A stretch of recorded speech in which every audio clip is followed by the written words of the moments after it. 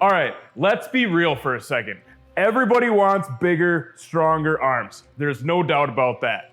But not everybody has access to a full gym or wants to mess with bulky, clunky equipment. What if I told you you can still build strength and size without having to use free weights and dumbbells? That's what we're diving into today. The secret sauce to building bigger, stronger arms without weight. It's all about leveraging the variable tension of resistance bands and using a few simple techniques that most people overlook. Resistance bands aren't just a substitute for weights and machines. They offer something unique, variable resistance. What does that mean? When you stretch the band, the further you stretch the band, the more resistance it puts out, which is not the case for free weights or machines, which are dependent on gravity. We can use this progressive resistance to our advantage in certain exercises. Let's take, for example, this bicep curl.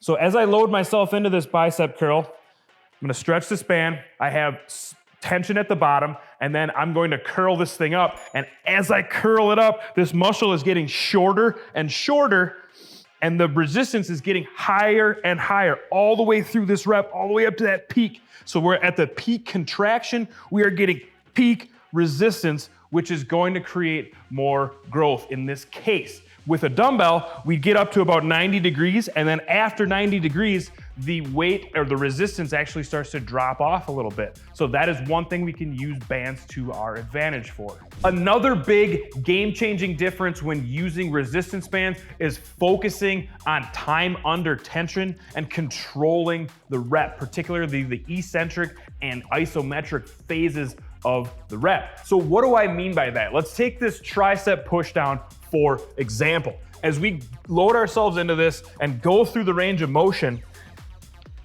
obviously the resistance starts out low and then it gets high all the way through. So naturally your concentric phase is gonna be pretty similar, except for the fact that the resistance gets higher all the way through.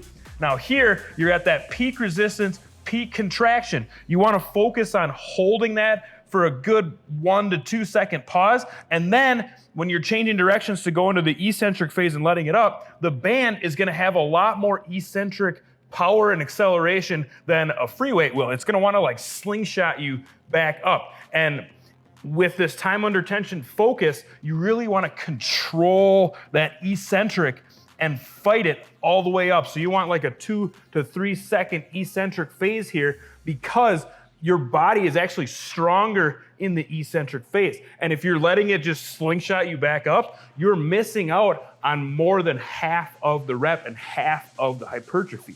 Here's another secret that people forget: stabilizer muscles. These are the tiny muscle groups that work in conjunction with the primary mover muscle groups during movement to keep your body steady and stable. When you're working out on machines, they have a fixed path of movement. So basically, you're not gonna get a lot of stabilizer engagement with machines at all. Your movement path is fixed, and it's really only the primary muscle groups that get the engagement. With free weights, you get a little bit more stabilizer muscle engagement because the movement path is a little bit more open, but because gravity is like acting uniformly no matter where you are, it still doesn't give you peak stabilizer engagement.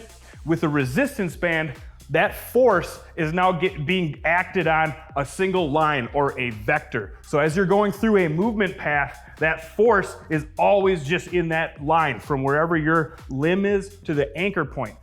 And as you'll see, this is going to get the most stabilizer engagement because your body is going to be stabilizing, trying to keep that limb along a given movement path while this force is acting in that one direction, and you're gonna have some oscillations and things like that. Now, let's walk through a few of my favorite arm exercises with bands to put these techniques to use and get some growth out of your arms. First up, let's hit some biceps. We're gonna do strict curls. Now, they're basically typical bicep curls. What makes them strict is that we're gonna put our back up against the wall so that we can not do any momentum and use that to cheat. And we want to drive all that force into the bicep.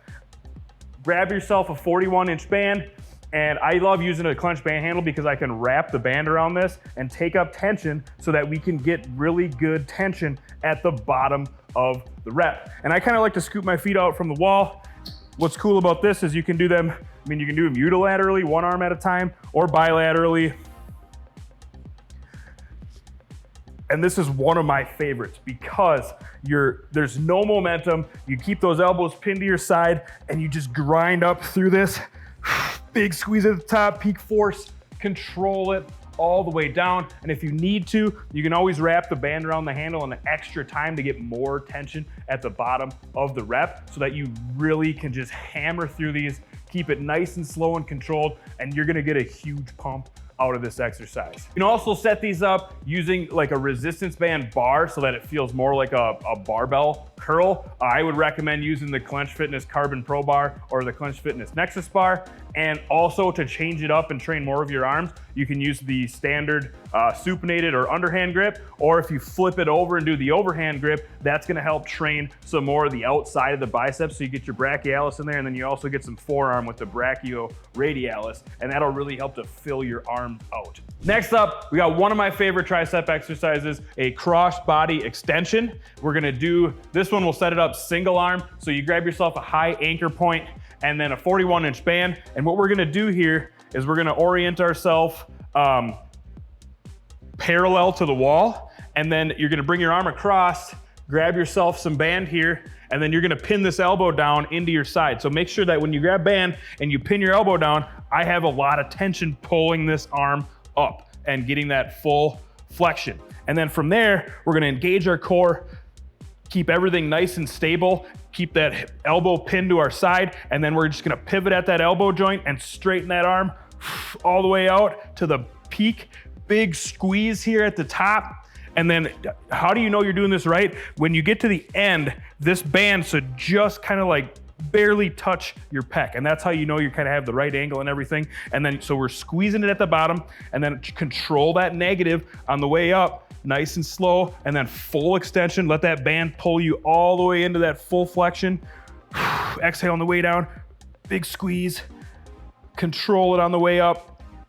And this exercise is just a grinder, and you can get super strong. And what's awesome about this is that the direction of the force is like perfectly in line and parallel to your humerus, so that the force is just going right into that tricep, and it feels great, and you can train it heavy.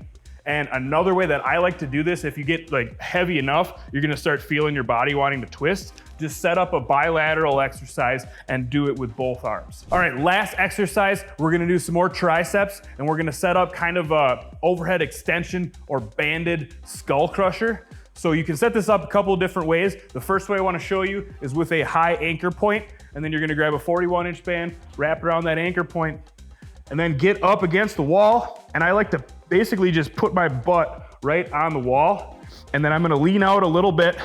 And why my backside is against the wall is because it provides me a reaction force, because as I start to load this up, I'm gonna be out here trying to like stabilize myself, and I use my backside to support myself. So get into this, bring those elbows in nice and tight along your head, and then lean down so that this basically the band starts to pull your elbows up into this extension, and then we're gonna push out like a skull crusher, pushing all the way through, big squeeze at the top, let it down nice and slow, and make sure to keep your upper body fixed. I don't want you leaning up as you go, because you're gonna get less stretch on your tricep, then it's gonna make it easier. So you wanna force yourself to stay down and push against everything. Big squeeze, let it down nice and slow. Same thing. And if you need more or less tension, you can just grab further up the band for more tension, or further down the band for less tension. Another way you could do this is by using a bench and a low anchor point. It's a little bit trickier to get into, but once you get into it, it really feels like a more traditional skull crusher. So feel free to use either one of those. These exercises are super effective because they combine isolation, stabilization, and functional strength. Plus, because they're just using bands, you can do them just about anywhere, whether you're at home or traveling or whatever the case. All right, now it's time for you to put these exercises to use. Let me know in the comments which one of these you are most excited to try out. And also, if you need any of the bands or accessories shown today, head over to clenchfitness.com. We will hook you up. Furthermore, if you like this video, be sure to smash that like button. And also, if you want to see more content like this, check out the on-screen video links. We have tons of content on this channel for you. And thank you so much for watching.